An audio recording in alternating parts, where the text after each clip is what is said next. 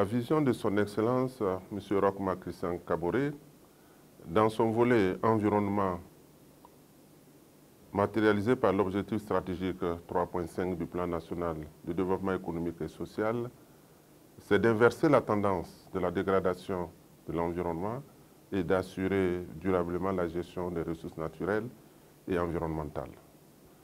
Pendant les 5 ans, la réalisation de cet objectif par mon département s'est traduite par d'énormes acquis. Au plan international, sous son leadership, les efforts et expériences positives de notre pays dans les domaines de la lutte contre les changements climatiques, l'économie verte et la question des ressources, de la gestion des ressources forestières ont été reconnus et salués aussi bien au plan continental qu'international. Des efforts en matière de gestion des ressources forestières et fauniques ont permis la délimitation de 45 forêts classées dans le cadre du processus d'immatriculation, l'aménagement de plus de 200 000 hectares de forêts, l'appurement de 7 forêts classées et réserves de faune. Il faut également ajouter l'appui aux collectivités territoriales pour la création de 174 espèces de conservation, l'institutionnalisation de la Journée nationale de l'arbre, la mise en terre de plus de 14 millions de plants, ainsi que l'inscription de 10 zones humides comme sites d'importance internationale de la Convention de Ramsar. Également, nous avons la mise à la disposition des acteurs de plus de 35 tonnes de semences forestières améliorées. L'opérationnalisation d'une brigade mixte, composée bien sûr des forestiers, de gendarmes et de militaires pour la sécurisation des massifs forestiers. Dans le domaine de l'assainissement, de l'environnement et de l'amélioration du cadre de vie des populations, nous avons également enregistré des résultats positifs.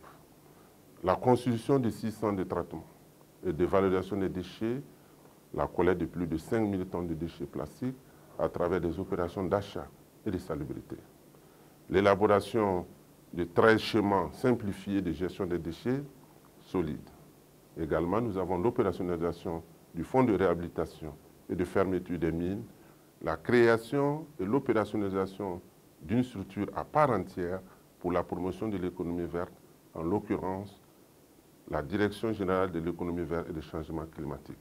L'opérationnalisation de l'initiative 2000 éco-villages ainsi que le déclenchement des investissements dans 43 éco-villages pour un montant de 1 500 000 francs CFA.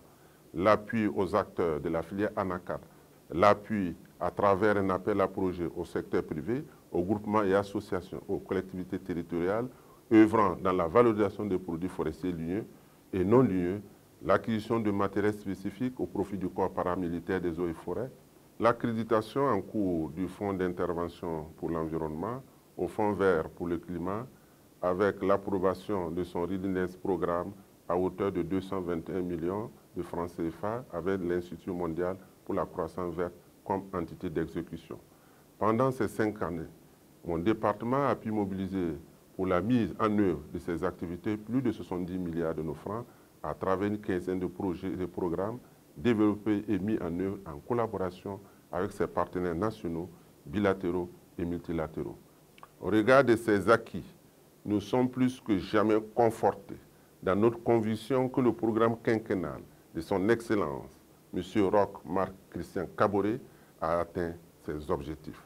Je vous invite donc à lui accorder à nouveau votre confiance en votant massivement pour lui le 22 novembre prochain afin qu'il puisse conduire notre pays sur le chemin du progrès et de la paix. Avec le peuple, victoire.